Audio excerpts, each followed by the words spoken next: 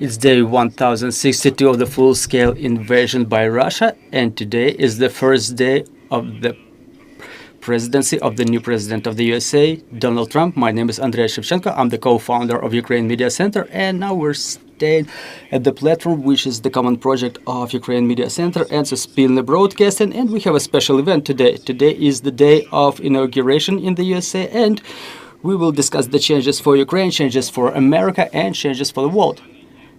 Joining us in the studio is a lot of people, and we are going to build our conversation in the following way. We have a couple of guests we want to start with, and then we'll go on the floor and gather the thoughts from there. So I would like our audience to think what could be your contribution to our discussion. So the presidential elections were going on under Hollywood scenario.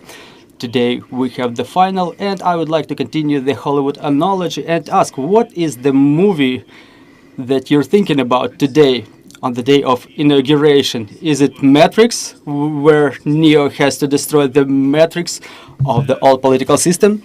Superman, Spider-Man, Don't Look Up, where people live in a parallel reality or in different realities depending on the facts they trust in? Or is it Terminator, where everything is complicated? Terminator is difficult to destroy, first of all, and in the first movie Schwarzenegger is bad, is antagonist, then in the second movie he becomes a protagonist. So what are the movies that you're thinking about, Mr. Volodymyr? Well, good morning.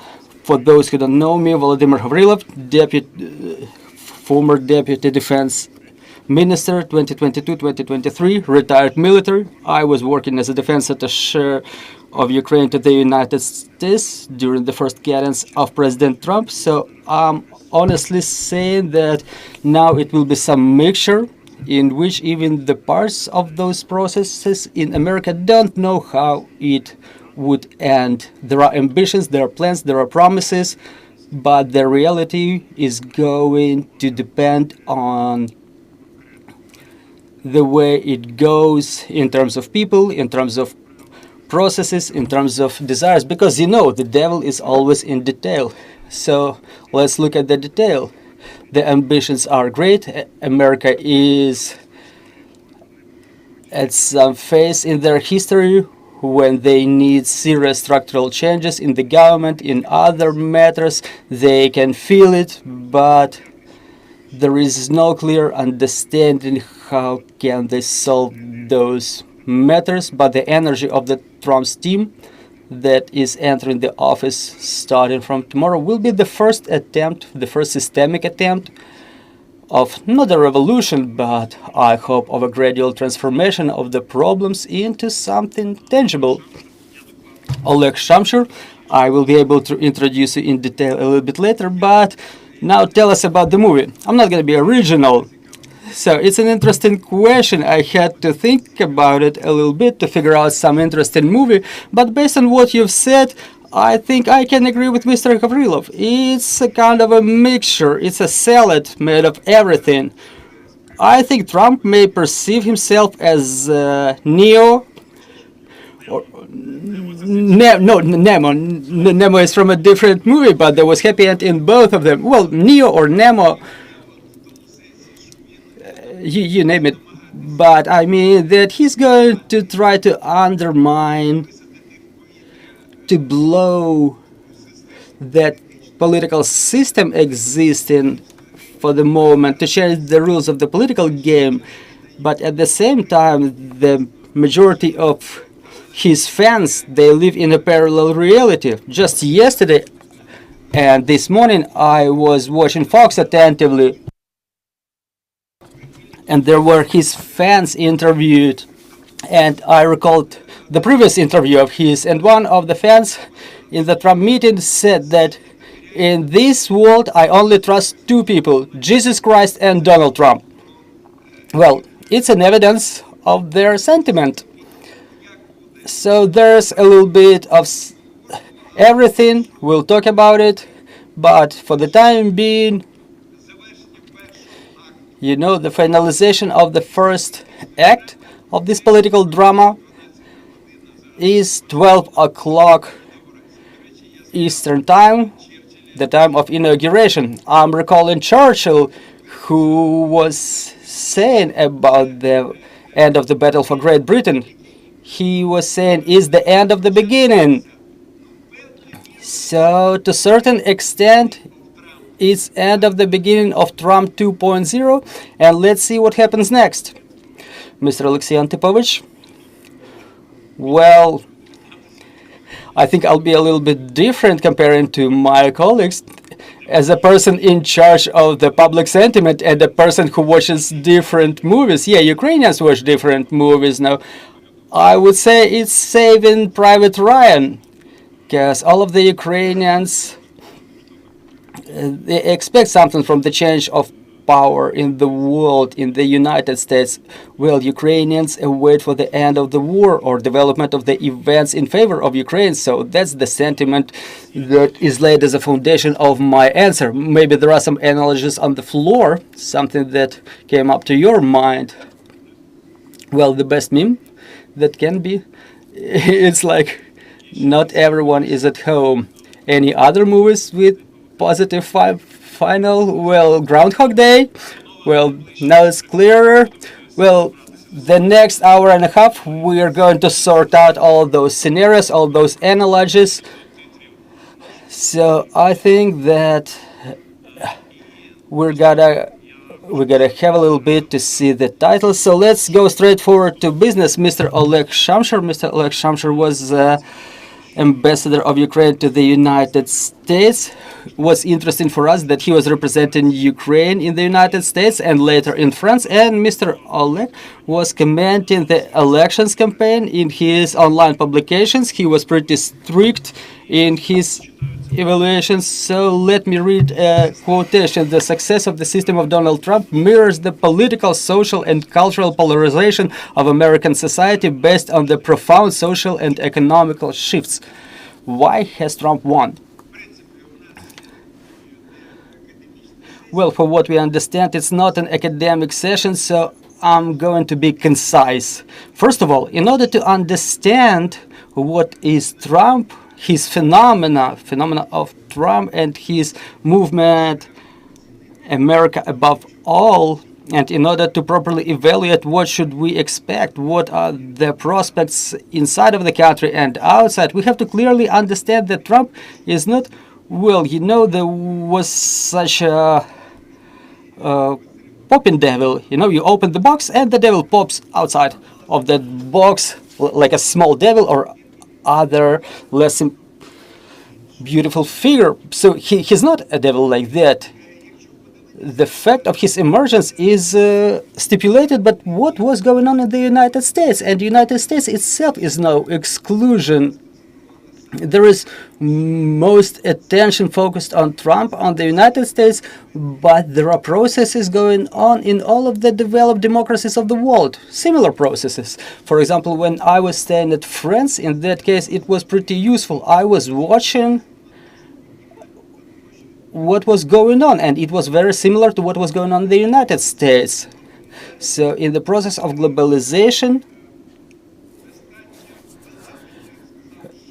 there was a significant layer, I would say, or very large social group of people who benefited very little or have not benefited at all from globalization. So they turned out to be at the margin of the social and economic development. So if we consider the United States, it's, as they say, lower middle class. So the lower layer of the middle class, or even a part of a core, so to say, core middle class, they've seen that with the decay, with the disappearance of the traditional industries, their social and economical condition has deteriorated, and they've seen the customary way of life just disappear.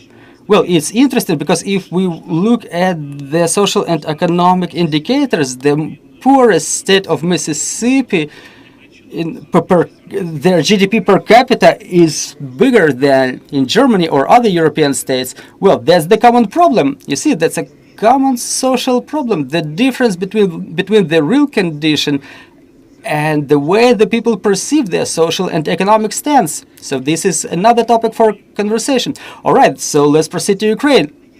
Well, basically the presence of this group, those who lost, those who turned out to be at the margin, is a Petri cup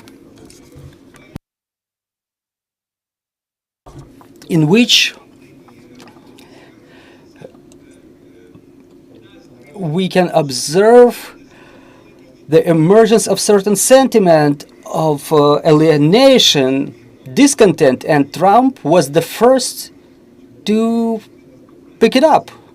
But if we check the parallels, the yellow jackets in France, they are the French Trumpists. Well, Trump will take all efforts in order to finalize the war in Ukraine under any conditions without giving concern to either our problems or thinking about long-term strategies. Return of Trump to the office of the President of the USA creates real risks for Ukraine. He doesn't believe in Ukraine's victory and he will not take a lot of efforts to achieve it. So are we going to find ourselves in a more difficult condition? Well, I think that it would be also difficult with Harris, but with Trump we're entering the phase of serious risks. We have to understand that Trump has an absolute desire to get his hands free in order to solve internal problems. First of all, those related to economy and control over migration. And secondly, in order to focus on the key foreign policy problems, relations with China. And to achieve it, he needs to stop the war in Ukraine. He needs to also stop the war between Hamas and Israel.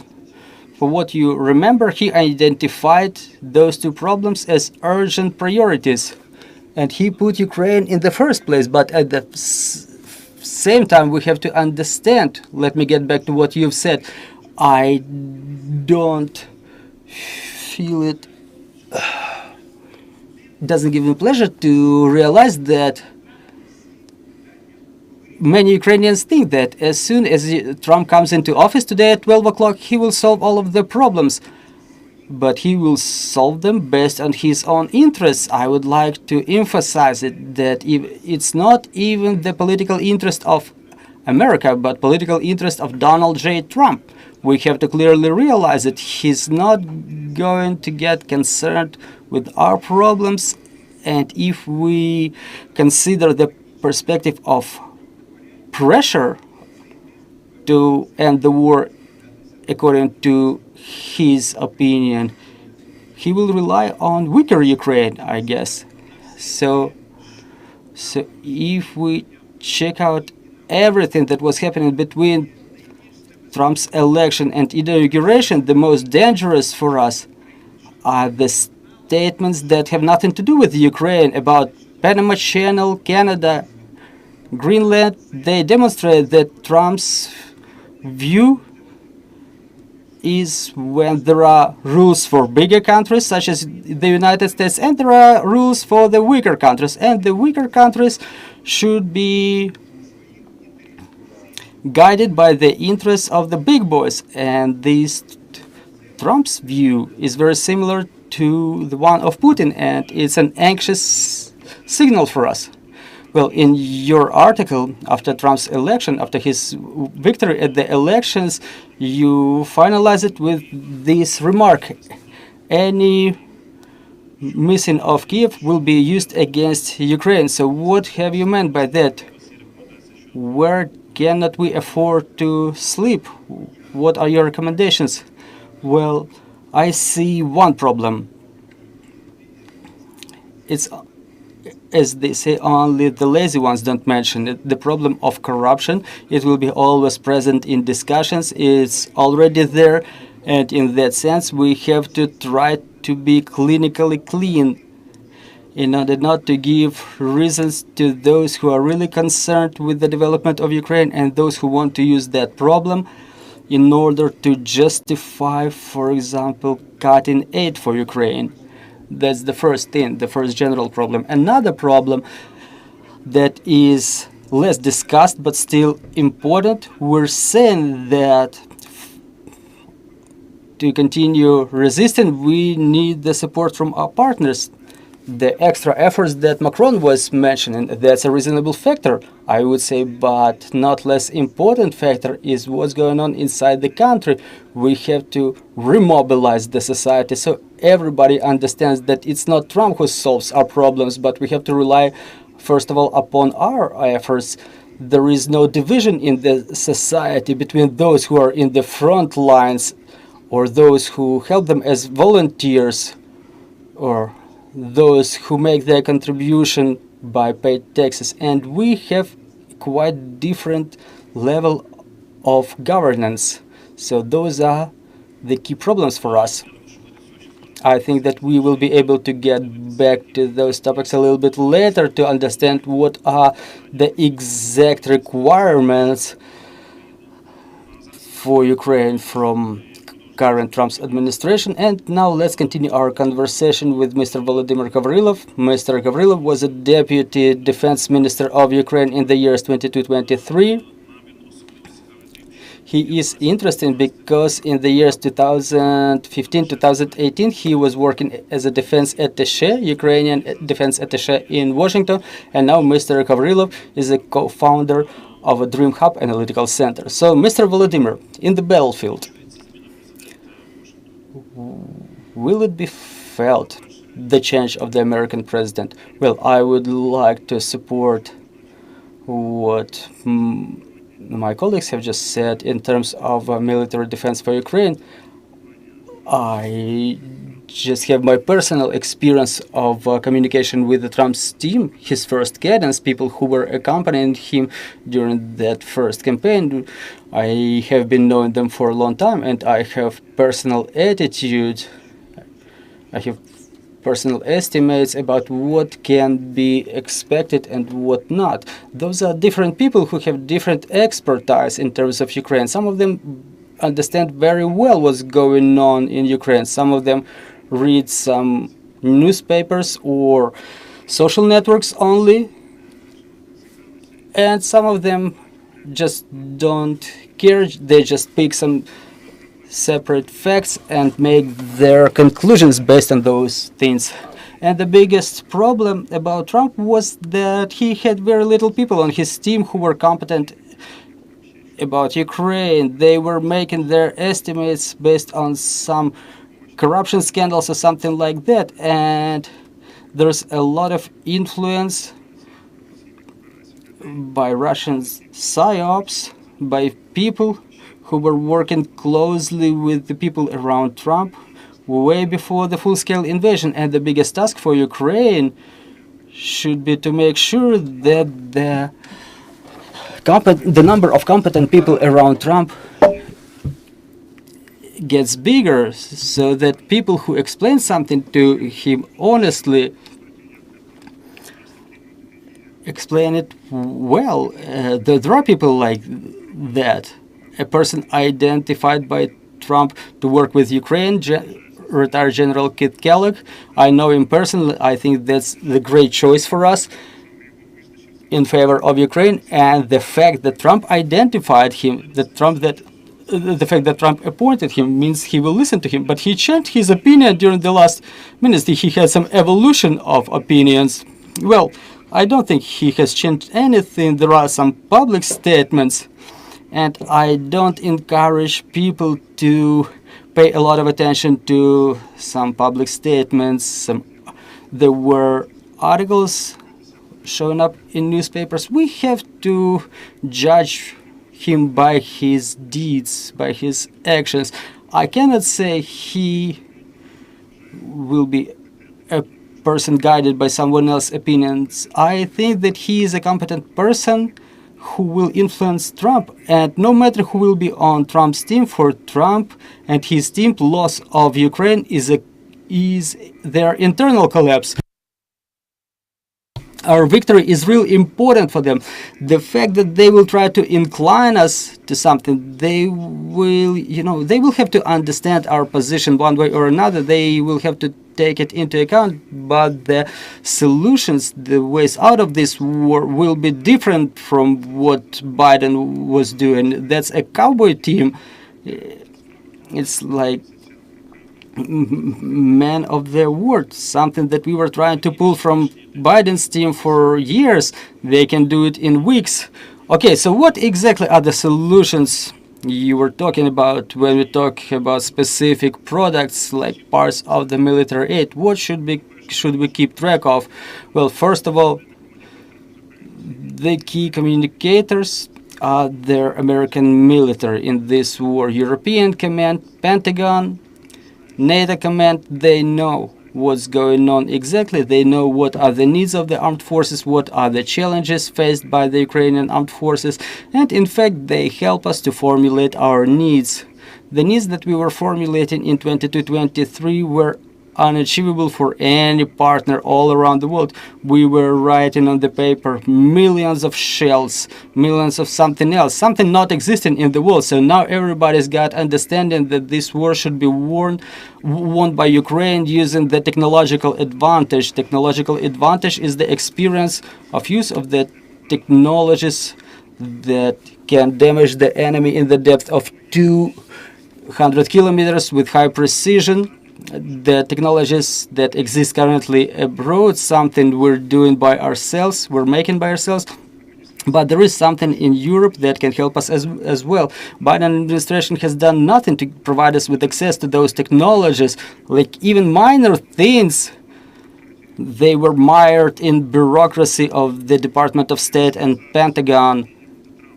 So now, if there will be understanding between Trump and Putin, and he will definitely talk to Putin because he has to set limits for Russia, and as soon as he realizes that there is no way to find agreement with that group of people, and he will find it out sooner or later, the level of aid will not be measured in millions of shells, but in technologies that will be shortly handed over to Ukraine and will be able to change the situation in the battlefield. Mr.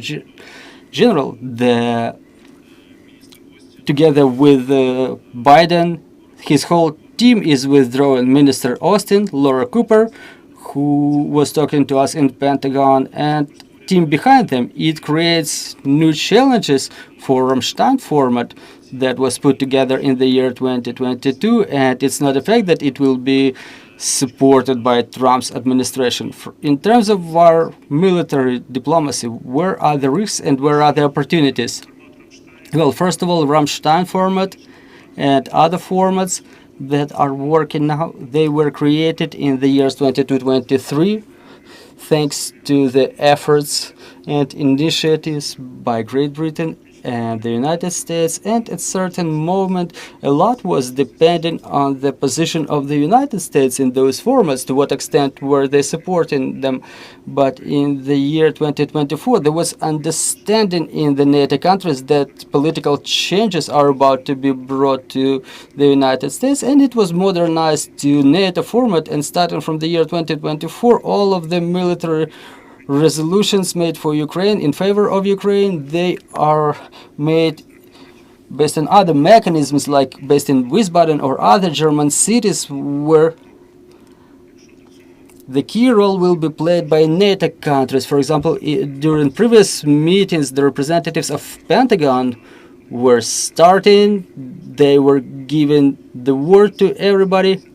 So now, upon the initiative of Pentagon of America, they were understanding that political influences may be existing over some military mechanisms. So they've created the NATO Center to support Ukraine, and it has started working already.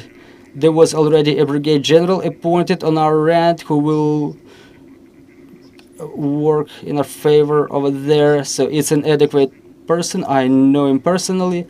So we don't have to worry about the military part of it. We have to worry about the political part, the level of the administration of the President and State Department and administration of the President of the USA. And I'm inviting Oleksii Antypovych. If you had a question, why have you invited him in the first place?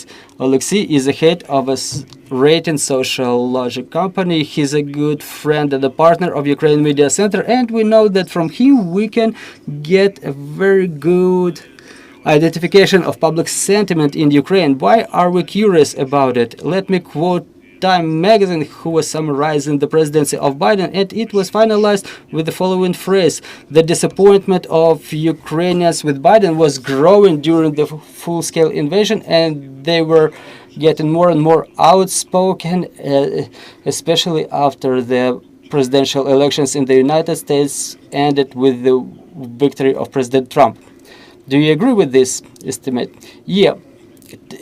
Only partially, because we were taking part in the global survey that was taking place in 24 countries, and the main topic there was the re-election of Biden, I apologize, Trump, and how the policy of the United States is about to change with regard to those countries where survey was taken in. Those were the countries of America, Europe, Asia, Ukraine, of course, and I have to say that on the global level, there are certain expectations, I would say rather positive expectations, from the 47th President Donald Trump, and Ukraine in this sense has certain concerns and expectations too. And getting back to Ukrainian data, I cannot say Ukrainians were rooting for somebody. They were rather not rooting for anybody, but there is certain advantage on part of those estimates regarding Kamala Harris. But as we've asked Ukrainians, what are your expectations? How the relations between Ukraine and the United States may change? How can it influence the war against Russia? Ukrainians had rather positive expectations from the Trump's victory. So let me understand it for myself. Does it mean that during the campaign we were scaring children with Trump, and now, we're relying upon his support in war against Russia? Well, it's a traditional Ukrainian response. Well, not only Ukrainian. Well, I'm analyzing the global survey, and it's clear there how concerned Europeans are. They have pretty reserved expectations, but the expectations from the Trump's victory all around the globe are rather positive. Ukraine is the mostly interested. I agree, there's a lot of Ukrainians who believe that Trump is about to stop the war now, but at the same time, the same Ukrainians say that they are not ready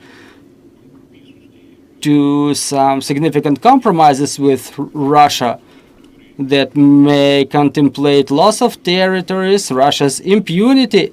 That is the compromise. Those are the problems that we may discuss with the Ukrainians. And this is how Ukrainians may provide their estimates as they hear certain statements. But now the expectations are rather positive. Well, have those elections changed attitude of Ukrainians to the United States of America? No, I don't agree. The United States are perceived like #1 friends by Ukrainians, along with the Polish, along with the British, the first friends of Ukraine, who provide us with the most of aid, who help us politically, economically, with the weapons. And the United States, obviously, when it comes to the biggest aid, they're recognized as the biggest friend of Ukraine. So we cannot say that the elections in the United States have changed anything. But let's be honest, what is sociology, what is public sentiment? Every statement made by President Trump may change public sentiment in Ukraine. We have to recognize it, just like any reaction on part of the Ukraine, just like any negotiations or any suggestions, proposals. Well, everything may influence the public sentiment, and public sentiment in terms of war, it's pretty sure is pretty stable, but the expectations that we will be a part of the negotiations of the global level that may emerge with the advent of Donald Trump. Well, there are such expectations. During the last month, for the first time, starting from the year 2022, we've seen that the number of Ukrainians who expect the negotiations and freezing of war or suspension of war is either exceeding or equal to the number of Ukrainians who object any territorial concessions. Correct me if I put it wrong, but I think that's an expression of the new reality that is emerging in our public sentiment. Does it, in these conditions, facilitate it all for the Zelensky team, I mean, in terms of negotiations? Well, I wouldn't say so. I agree the public sentiment is growing in favor of negotiations with Russia, but it doesn't facilitate the situation for the Ukrainian authorities or the global leaders who may influence it, just like Donald Trump. Let me explain it. On one hand, when we ask the Ukrainians what is the desirable result of the war, there is no single objection, there are no other opinions. It's only the victory of Ukraine. That's a desirable result for the Ukrainians, and Russia is recognized as the enemy for 100% of Ukrainians.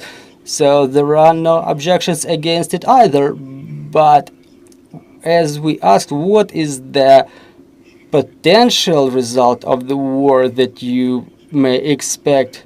So the biggest probability during the last year, during the year 2022, well, starting from spring and until the end of the year, well, the changes have taken place in terms of what you've said, that if in the beginning of the year 2024, the majority or the relative majority were thinking that the most probable end of the war will be the victory of Ukraine, so by now we may say that the relative majority, about a half of Ukrainians, I'm not saying that's the prevailing half, but that's a relative majority, may think that the most probable result is compromise, negotiations and compromise with Russia. But why am I objecting the second part of your statement, that it may facilitate the situation in terms of negotiations? 1/3 of Ukrainians think that we have to continue fighting until our victory, which means that we don't have, but we may have certain rift of the public opinion, and any position, either war until the end or negotiations with Russia, will result, or it will find both adherents of this thought and those who object it. Well, when we talk about compromise, it doesn't necessarily mean that it will be accepted by all of the parts of the Ukrainian society. Well, it's a serious beginning of our conversation. I would like to switch to the floor and get other people involved around conversation. I'm seeing Yevhen Mahda, and using this opportunity, I would like to ask Mr. Yevhen, do you have any recommendations how Ukraine should continue its dialogue with Trump's administration? We're already seeing certain changes in rhetorics of Zelensky and his team. We're talking a little bit less about NATO. We're shifting accents to Europe so that Europe takes more responsibility here. We hear more and more about foreign contingent of our partners as other peacemakers or peacekeepers in the territory of Ukraine. Maybe there are other thoughts that don't end up in the public or not are being discussed in public. Well, first of all, about the peacemakers, I don't believe in 20,000 European military who may become peacekeepers in Ukraine. I just don't see where they can be coming from in modern Europe. If we orient at the standards of the United Nations organizations, in the view of the length of the forward edge, in view of the intensity of battle operations, and the fact that any hypothetical death of a European citizen in this situation may create political crisis inside. Well, that's probably not the best beginning of conversation with the Trump's administration. Well, when it comes to the conversation with Trump's administration, we don't need a loudspeaker. We need a calculator. Trump is a businessman. He has to understand a lot of things in figures. For example, I'm surprised. Well, at least I don't know about the opposite. I'm not aware about the opposite. But the fact that Ukraine has not tried to procure American material or weapons, at least after the Trump's election, with all due respect to Ms. Oksana Markarova, but if she's negatively perceived by the Republicans, why haven't we demonstrated at least a short list of potential Ukrainian ambassadors? It doesn't oblige President Zelensky to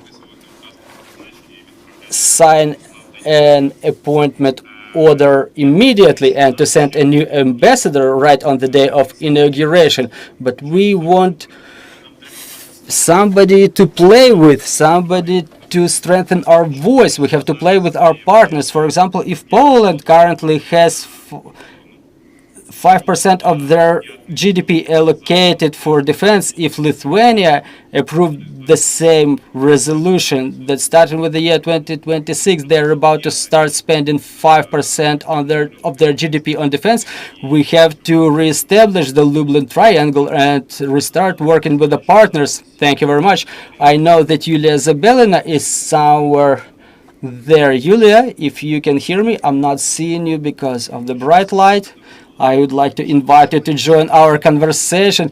Is it the right tone that Zelensky team has taken in their communication with Trump's team? My question is, what is their tone in general? Well, first of all, we're seeing there are certain changes in terms of Zelensky shifting accents in his interviews to Ukrainian channels. Then there was a legendary podcast that was pretty well perceived by the core audience of Trump. We see there are new instruments used, new rhetorics. So there are attempts to build some new line of communication. I would say that I'm a practitioner mostly. Within the last year, I'm involved in advocacy trips to the United States. I talked to the representatives of Trump team. We had meetings in November with the Trumpist senators, with Trumpist congressmen, and they were pretty hard, close talks. And based on what I've heard and what I keep hearing, they're not seeing changes in the rhetorics of President Zelensky or representatives of his team. Even Mr. Yevhen has mentioned the situation with the ambassador. We haven't even called Mrs. Markarova for consultations to Kyiv, and basically during those closed meetings that matter was touched upon. They're perceiving such things pretty emotionally, and quite emotionally they perceive everything related to such strict statements about NATO. And what I'm hearing from the team of President Zelensky, well, now not so much, but well, at least in the public. But when it comes to some new tone in the rhetoric of the presidential team or change of the team that works in Washington, it's not only about the official team. Those should be non-official negotiators. I know for sure that on the Trump's team there is a demand for alternative negotiators. So they're not satisfied. They're not satisfied with certain people. Those who support official communication, something that is demonstrated to us publicly in the media that doesn't is not always in line with the reality. There is a demand for the representatives of business to get involved, representatives of different political forces, representatives of diplomacy, think tanks.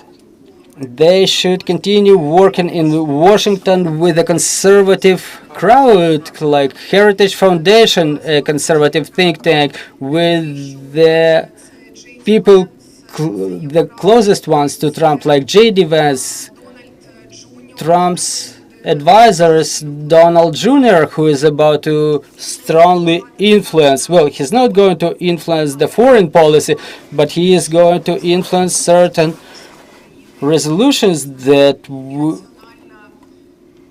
be related to Ukraine. And there is certain irrational antipathy to Ukraine, and we haven't been working with that before. That interview to Lex Friedman that you have mentioned, that's just a small piece, and we need more of them. Well, it was not a small piece. Well, it's just a drop in the sea. There are way more podcasters, not only Joe Rogan, but there are some smaller ones. Say, well, I honestly keep talking on and on about this. Well, thank you, Yuliia. I think we're sensing the sentiment and the intentions, but how can we actually persuade them? We understand that President Trump is a person with the close circle of people he listens to and a very little number of channels of information that he gets information from. I really apologize. I have to run in 10 minutes, so I would like to respond to what I've heard. Well, first of all, Elon Musk, who is real close with Trump, he was saying back in his day that it's better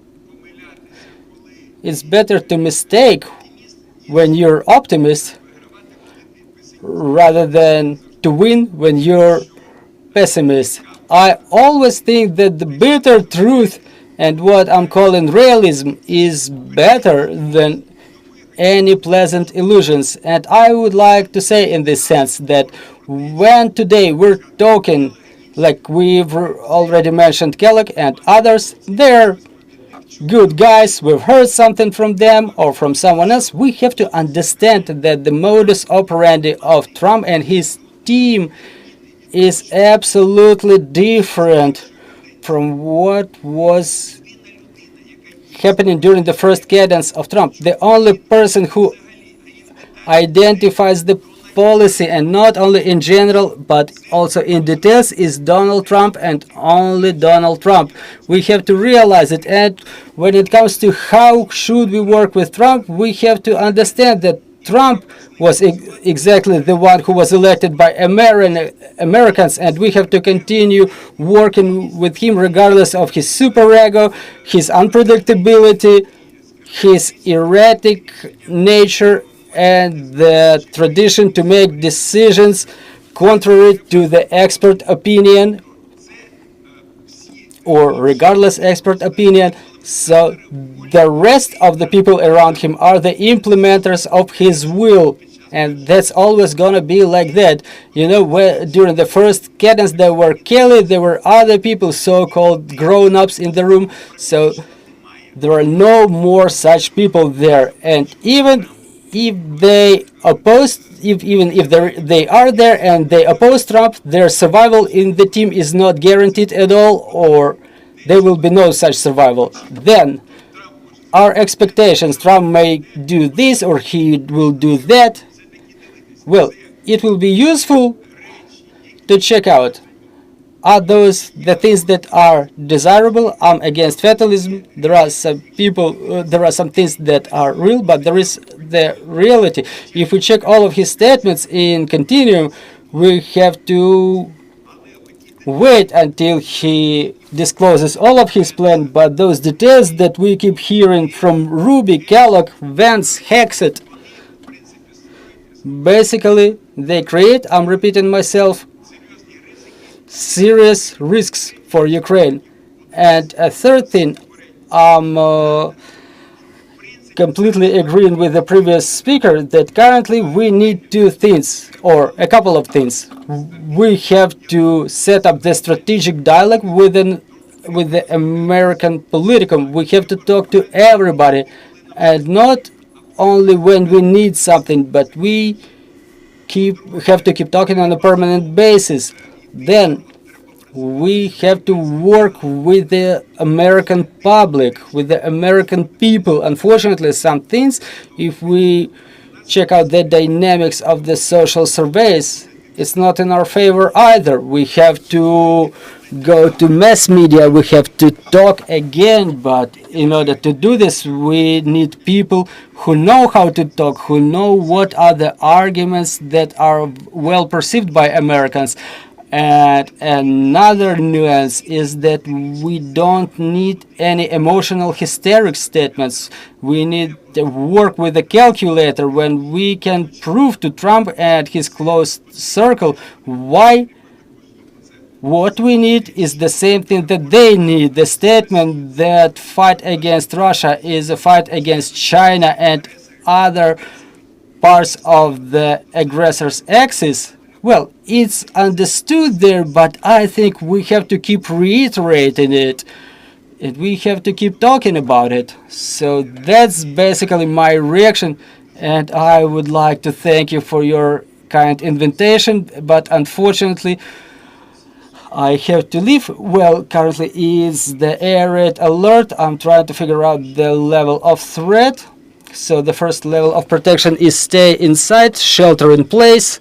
So if anybody is making different decision for themselves, we take it with understanding. So we're trying to understand the nature of the threat.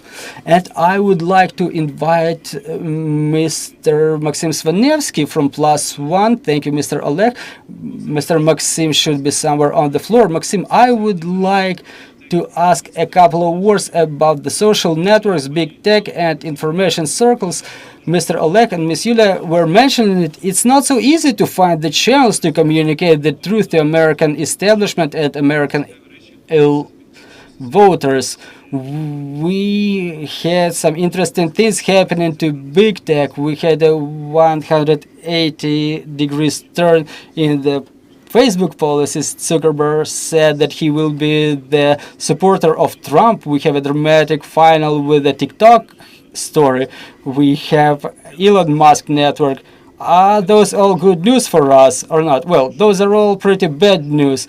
Well, Shamshur has mentioned it, that there are people like those who were voting for Trump who are not so rich, but it's not about those who are rich or poor, but it's about the people who live in the full frustration. You know, those transformations that have taken place in the society, people live in fear, they live in anxiety. AI is coming, a lot of jobs are disappearing, people don't know what to expect, and in this situation, people find themselves in the search of something they can get fixed to. Well, it's easy to manipulate people in this situation. If we see what happened in Romania, it was a miracle. A person who was not claiming anything is winning the elections, and it's not about the tool that they were using. Is it Facebook or TikTok? We're saying that, in fact, the way it looks in the world is that there are technologies in the world that allow us to hack the society. But maybe it's the other way around. Maybe Trump will be able to establish more strict American control over the social networks, because previously the bad countries were feeling comfortable in online in the social networks. Maybe it's not going to be the case anymore. Well, it may not be the case anymore in the United States, because Trump realizes that they're, so to say, riding some technology, but Ukraine is not protecting its media space in no way. If we analyze it, we have TikTok and Telegram in Ukraine, through which we can influence. There is a lot of influence through those networks over what's going on in Ukraine, and it can be used by both China and Russia, and they do use it 100% at its full capacity. But we are finding ourselves in a situation when we don't protect ourselves at all, and there is a huge risk that I don't know, we're going to have elections or re-elections, and even in the absence of elections, we're talking about the influence over people's sentiment, not from the point of view of manipulations, but people want to like stand on something, to find something like some firm ground. Well, I'm sure we cannot influence the media space in the United States one way or another. Well, we have Victor Shimshak in the floor. Mr. Victor, I would like to have your knowledge and political expertise engaged. Is there demand for Trump in Ukraine, a politician who will come into office in such a special manner, or have we satisfied the demand in the year 2019 with the election of President Zelensky? Well, I would put this question in a different way. In the expert circles, there is a discussion whether Ukraine should build its own strategy or go along with the United States strategy. And the Ukrainian strategy contemplates some parallel tracks like relations with Great Britain and countries of the European Union, other countries that may give us some support. And those are the strategic things that were not previously articulated by our authorities. That's the first thing. And secondly, again, if we're talking about some tactical steps, about some potential cooperation with the Trump team, I'm not seeing any such steps, because I've read the announcement today and I'm seeing people who are potentially able to set up some contacts, and they are supposed to have been staying in America for 2 months, but unfortunately they're not there. They should be staying on your floor, in other information platforms. They are aware of the Trump's team. They know Trump's team. They can communicate something in process of preparation to inauguration. So all of those people are staying in Ukraine. The government just doesn't use those resources, and that's a shame.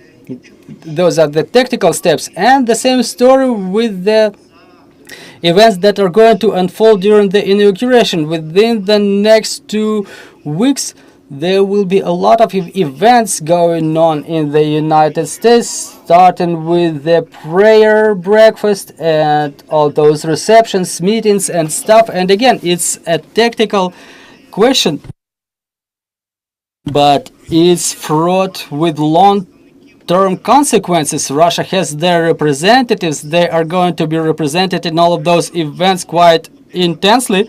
Ukraine will be represented to a limited extent with small delegations. I know they're being prepared, but again, not for all of the events. I'm already finalizing my speech. So again, when it comes to appointment of the ambassador, it's not only about the such candidate as Ms. Oksana Markarova, who did a lot during her cadence, but it's also about the symbols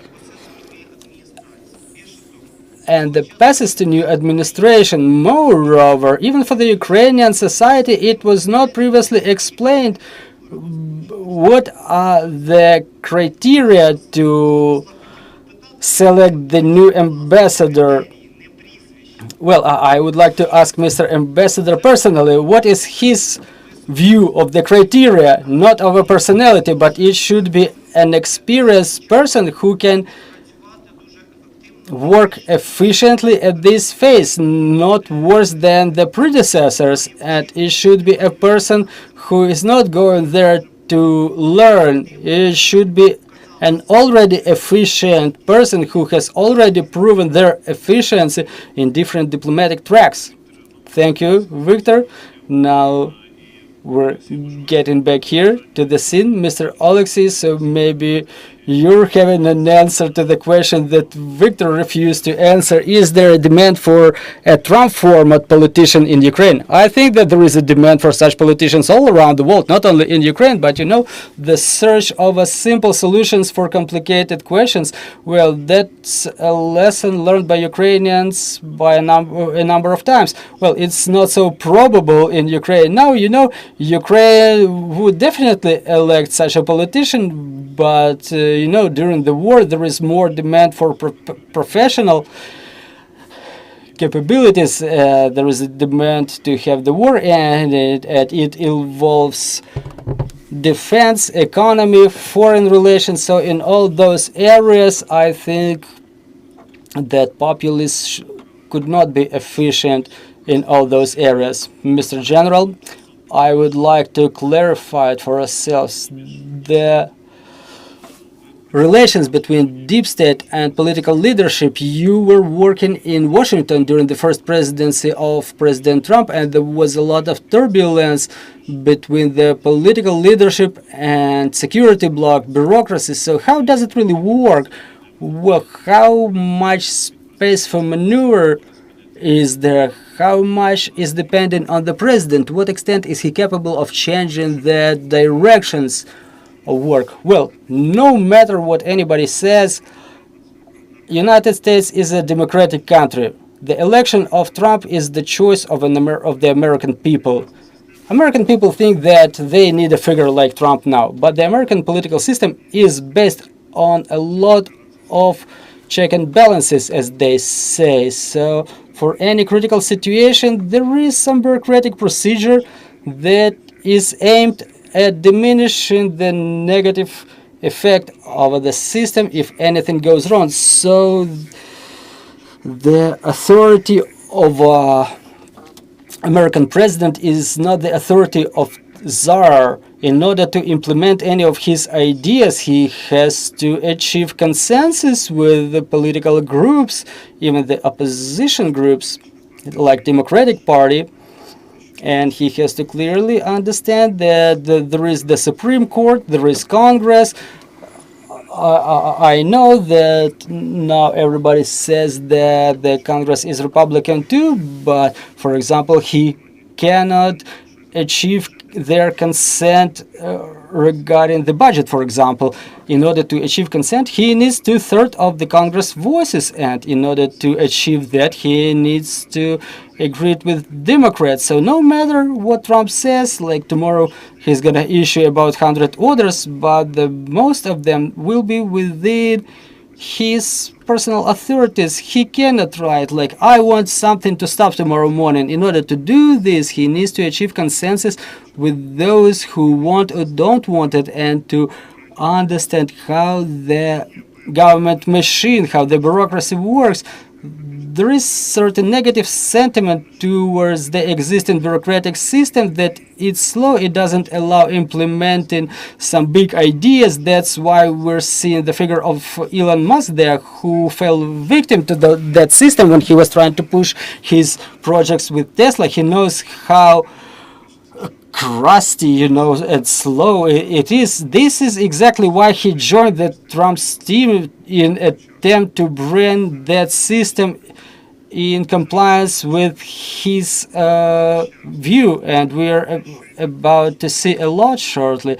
All those public statements, everything that we're seeing on mass media, it doesn't mean that the reality will be just like those desires. When President Trump is putting his signature under any resolution, before that, he will be forced to hear that this resolution in compliance with the internal requirements and procedures.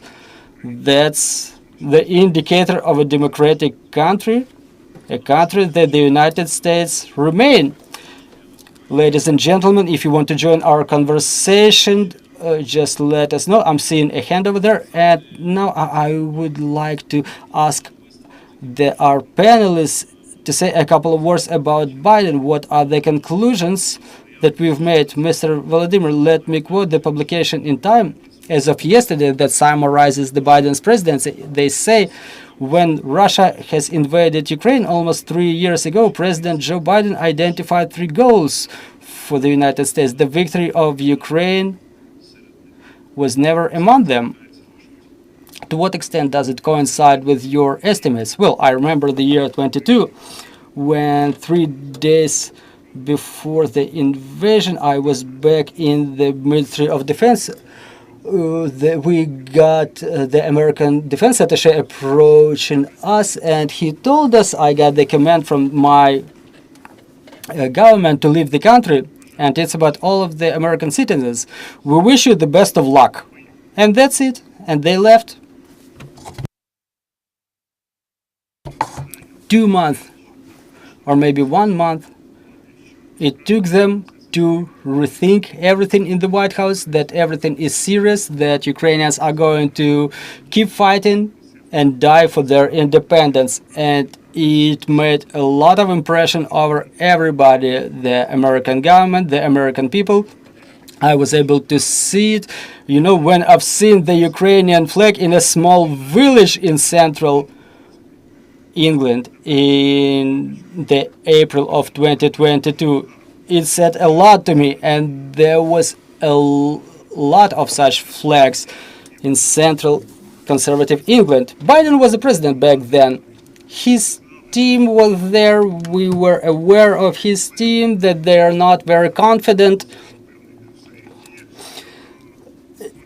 regarding certain actions of theirs in terms of creation any escalation scenarios. They were always afraid of escalation with Russia. That's one of the illnesses, I would say, of Obama and Biden administration. Trump was never afraid of such escalation. Yeah, right, that's his style, but still Biden's administration approved a number of important resolutions for us, important for us. We were saying too little and too late, but still they played a significant role in Ramstein format, in financial aid, in provision of military aid. So what's the balance there, in your opinion? Well, only thanks to the phenomenon of a heroic resistance of the Ukrainian people during this conflict in 2022, America and Biden's administration started rethinking certain things for themselves, because they still had the Afghan syndrome in their heads when they were fleeing that country, when the government of Afghanistan was crumbling, when 300,000 army just collapsed within 2 weeks. It was bigger than the Ukrainian army at the beginning of the invasion. So that was a painful thing for them, and it was staying in their heads. And they was thinking the same about us, that Ukraine is about to collapse, the leaders are about to flee, the army that was less numerous than the Afghan ones will cease resisting. And it was the moment of truth, and it was a positive surprise for them that the people in the modern world in the century 21 are ready to fight against a country that is way bigger than them. They haven't witnessed such a phenomenon for a long time. So we have to bow in front of America, thanking for what they were giving to us. They started giving everything from their reserves starting from May 2022, something that was not in Europe. Europe never even had it. They have not been investing in their defense within the last 30 years. They had some residues in their reserves, but it was incomparable to Americans, because Americans were always waging wars. Iraq, Afghanistan, they had weapons, but in order to provide them to us, they had political will, and they got that political will after they've seen that Ukraine is ready to fight, is ready to resist. That's an interesting phenomenon that played in our favor back then. So we don't have to say like, oh, Biden didn't do just as much as he could back then. It's good that they were able to rethink their stance. They were still remaining hostages of their fear concerning Russia, but Trump doesn't have such fear. He's very practical. So kind of like this, Mr. Oleksii, well, I would like to demonstrate it with the survey of public sentiment in Ukraine that within the last 3 years we're evidencing the best attitude among Ukrainians to global leaders. So The sympathies of Ukrainian people were on the side of Joe Biden, Boris Johnson, Polish Prime Minister, but the attitude to Poland deteriorated a little bit after those farmers' wars in the border. So Joe Biden still was very positively estimated by the Ukrainian people in terms of our resistance against Russia. And we'll continue watching, continue observing, and let's see what will be the public sentiment about Trump. Well, let's start with the floor. I'm not seeing you against the light. Igor Blunt, DT Armenia. Well, I'm having 4 key things to say about what should we do with the United States next. First of all, we have to pay more attention to the regional level. It was already said about the work with the communities, and in my opinion, we haven't been working enough in the United States. There was communication in New York, Washington, Los Angeles, but one way or another, very little number of people worked on the regional level. There were a couple of projects during these years of the full-scale invasion. For example, from Marshall Foundation, they were bringing the American farmers, or they were bringing Ukrainian farmers to the United States, and they were telling how to grow their crops in the conditions of dense mining of the fields, aerators and stuff. That's about the regional level. Another part is the formulation and institutionalization of Russian studies in Ukraine. It's clear that in America there is a strong influence of Russian propaganda, and Russian special services never cease to work with an American society. And in Ukraine, we have to establish our Russian studies in order to give our expertise of Russia for American media, American politicians, American think tanks. And I think that's one of the strategic tasks of our state, because study of Russia, well, first of all, of Russia, well, is the matter of national security for us. Then, I guess, the development and support of the small alliances that were established during Biden administration, like AUKUS, United States, Great Britain, and Australia, Republic of Korea, United States, Japan, as well as other small alliances established by Ukraine, such as Lublin Triangle, Great Britain, Poland, and Ukraine, Jeff, the small alliances. And in the same way, we have to keep talking about movement to NATO. And the fourth thing is the formulation of Chinese strategy of Ukraine, because for Trump, his opposition to China, for the United States, China is a key threat, not Russia. So on our end, we have to formulate how we're seeing our further work with China, because this is what the way Trump communicates with us depends on. We have Mr. Morten Amberg, the head of USAID program, the Council of the Next Generation, and I would like to ask Mr. Ambassador Amberg, in your opinion, what can change in the work of the projects of international technical aid? The director of the program is interesting for us due to his experience, because Mr. Amberg was working in OSCE office. He was the head of the Office of the European Council and Deputy Ambassador of Sweden. What can change? Thank you, Mr. Andriy. Good afternoon to all of my friends, all of my colleagues. Well, it's such an interesting and broad question on your part, Mr. Andriy. I would like to answer in a way that I always do. I work as the director of USAID, the Next Generation Council. We work with the Verkhovna Rada, with the Parliament of Ukraine, and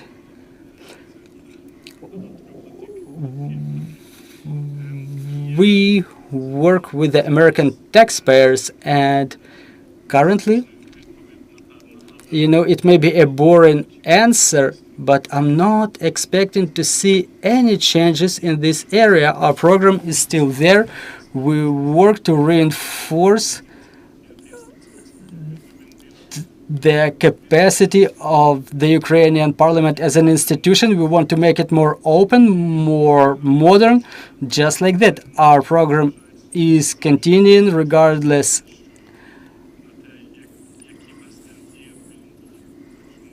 who's the president in the White House, and we just continue working. Well, and when it comes to your question, what could we say? The experience of Ukraine is such that Ukraine continues working. There is certain movement up or movement down, but the vector for Ukraine is always going up. I trust in that. I'm working here with you for the fourth time because Ukraine is hope. Thank you. And let me add, on my part, there is a huge interest on part of the Ukrainian parliament to build in relations with the newly elected Congress of the United States. We've already mentioned the prayer breakfast that we usually use for reinforcement of parliamentary diplomacy. So we hope that Ukraine will continue using all the parliamentary diplomatic channels during the reset of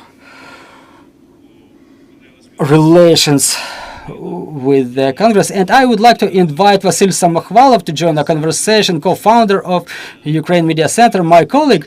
Vasyl is spreading a pretty harsh statement. He's saying that for United States, it will be way more difficult to popularize their model of the society all around the world after we've seen what's going on in the United media, what's going on with the United States legal system and political system. Vasyl, can you please explain your stance? Well, first of all, I think that the American society should not get desperate. We can help them to build the civil society, and if they need, we'll help them to build the anti-corruption system. We'll help them to build anti-corruption prosecutor's office, anti-corruption bureaus, so they can rely upon our help in this area. But talking seriously, we're seeing the myth collapsing, just like we've destroyed the myth about the invincible Russian army. Just in the same way, we're seeing the key myth being destroyed, the one that helped the United States to be a paragon of a global democracy, as they were calling themselves. They were telling everybody what's white and what's black, what's good and what's bad. So given all those resolutions of Trump, his administration, resolution made by Biden to mercy his son and others, we're seeing the ruination of this myth about the United States of America, and it decreases the chances of the United States to tell other countries what's good and what's bad, including Ukraine. In its turn, it's fraught with more risks for the world and for the country, because there were two mostly pro-American countries in Europe. They were Ukraine and Poland, and this disappointment with the United States and its support can create a pendulum effect and result in quite opposite consequences when the pendulum waves to a different end that may change the electoral sentiment in Ukraine, and I think that may be sad. Well, interesting, but it would be fair to say that the United States were and they continue being the biggest investor in the Ukrainian healthy institutes and Ukrainian civil society that we're boasting now. And as Mr. Ambassador Amber has mentioned, in this sense, methods that America is using through the tools of international aid, they are aimed at some bigger results like institutional strength, the independence of the government institutes. And please. Good afternoon. Thank you for giving the floor to me. My name is Dmitro Zolotukhin. I would like to say a couple of words about the close circle of the leaders. We were mentioning Biden and his heritage, but Bob Woodward's book that is being quoted in Ukrainian Facebook, it gives a lot of examples about the behavior and the statements made by the people who were in the closest circle of Jake Sullivan, Blinken, and those people, in my opinion, they've built the foundation, if we believe Woodward, who is the Pulitzer laureate. Well, they built the foundation of the policy that diminished the capabilities of Ukraine to achieve victory in the battlefield. So now there are hearings in the Senate committees, for example, about the nominated head of CIA, Mr. John Radcliffe, and in response to the questions of the senators of the United States, it was interesting to watch. The topic of Russia as a threat for the United States was touched upon only once. And word Ukraine was mentioned like once or twice during those hearings when Radcliffe was answering questions. Meanwhile, China and cybersecurity and migration, got a lot of attention during the hearings of Mark Rubio and other people. They were quite intensely resonating there. So my question is, can we think about the topics in which Ukraine could reinforce its voice, not forcing those people to hear about Ukraine, but talking about some problems of their concern? For example, how Ukraine is taking the position against Chinese expansion in Europe, or, for example, what is the stance of Ukraine in terms of participation of Russian special services in migration in the Ukrainian southern border? Maybe you can find more topics that Ukraine may use to set up a better dialogue with the American administration. Do we have any more questions or comments on the floor? Maybe those who were already outspoken have anything to add. If there are such people, please raise your hand so I can notice you. And I'm getting back to our panel. Can you respond to what you have heard, or I may chase it with yet another question? What can you say about Russia? Russia is putting a lot of expectations in Trump, a lot of hopes. For what we see, they believe more in Trump than in Putin, that Trump is capable of stopping the war that Russia is getting tired of.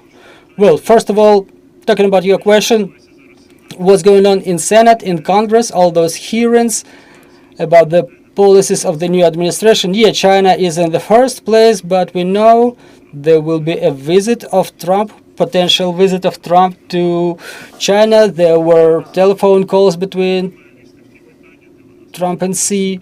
Well, but Ukraine doesn't have to get involved in matters to which we have no relation to. We have to work with our issues, like horizontally, vertically in the states. We have to keep talking. It was properly said that the presence in their TV, in their social media, in all of the mass media should become permanent. In what status, that's the topic of a different discussion. Well, what we're doing now is non-systemic, but still, it's still there. Every time I'm coming to the United States and I give interview to some TV channel, they're saying that we have a demand. Just somebody come here and tell us about it. I can speak English. I know people over there. It's easier for me, but it is desirable to have more people like me, those who talk horizontally, those who keep coming. Those are regular education programs. We don't have to ban anything. We don't have to ban any foreign mass media in our territory. Any prohibition of information is the sign of weakness, like TikTok. Our strength should be in the amount of information that we provide about ourselves. The amount of information about ourselves should exceed anything that can be opposing us.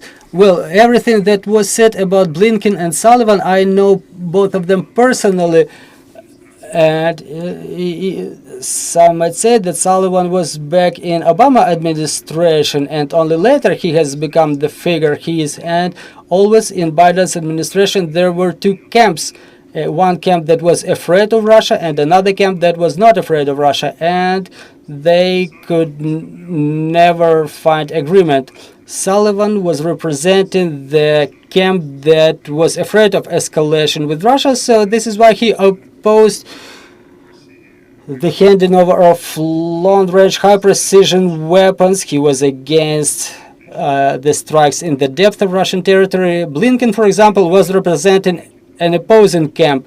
In Pentagon, there were discussions about that, but the majority of the military wanted to give everything to Ukraine. So that was the situation. I'm not talking about Trump now. Let's see how it develops. But Trump is not a figure that is afraid of anybody. That's both his advantages and disadvantages. Oleksii, what about the Russian society? Do we have any information about them?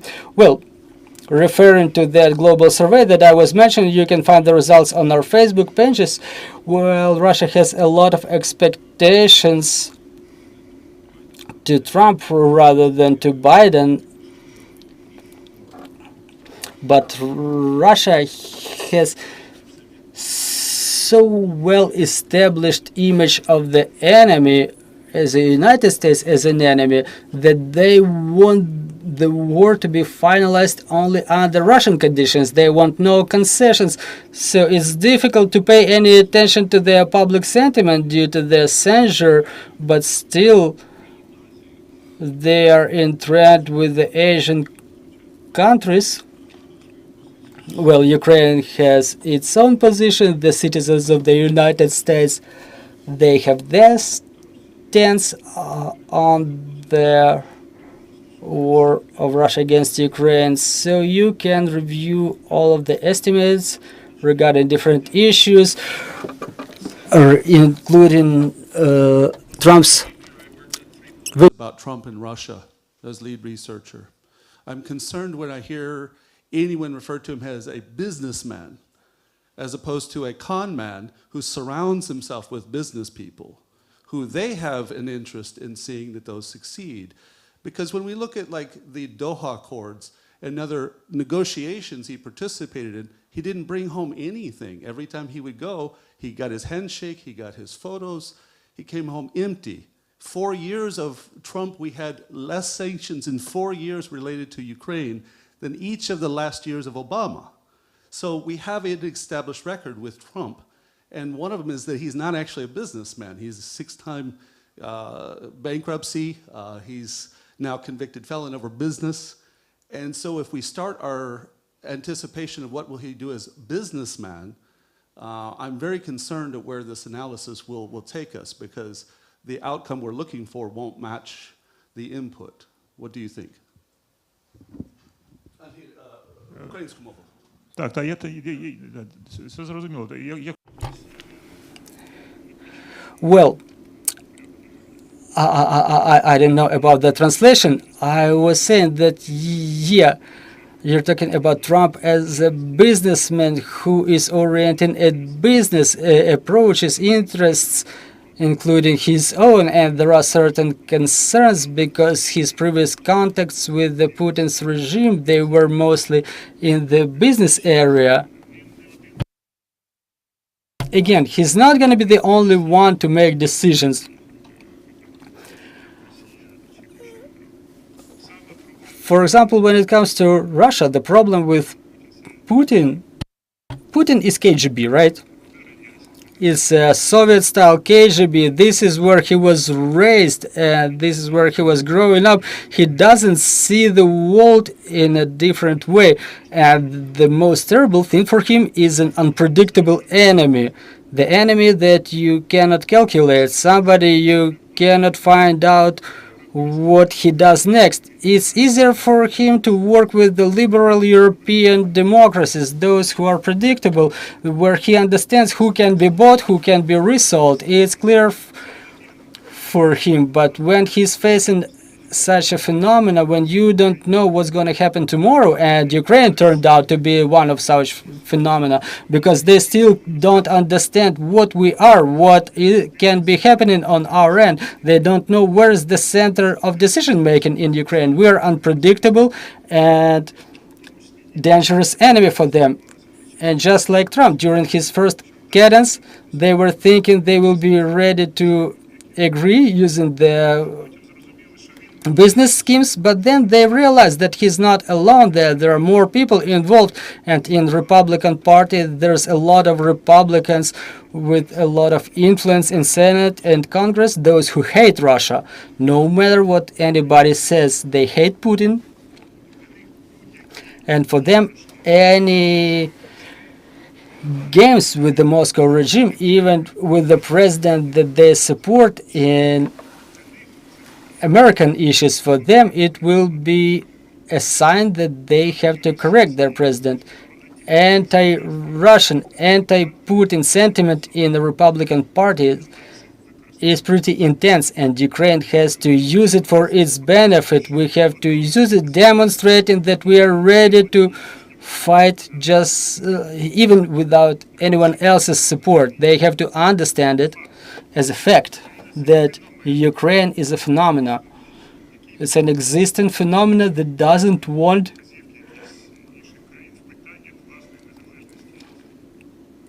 to be guided by anyone else's opinion when it comes to their independence. And believe me, Americans respect such players in international arena. That's something that's going to facilitate our communication with them. Well, we were starting with metaphors from the movies, and in order to finalize it, let me mention that there is soundtrack to almost each movie, and what will be the soundtrack to this movie? Don't Stop Me Now, We Are the Champions, or This Is the End, or what? But you can recognize good music from the first notes. Do you have any understanding? How can we find out what are their relations with Trump, whether they are good or bad? What will be the indicators? Mr. Volodymyr, do you have any markers that you are going to pay attention to, something that's going to be indicator for you?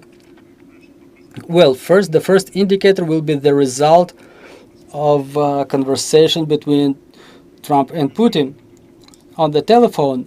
They will not produce immediate effect. They will lead to some rethinking, but that's the moment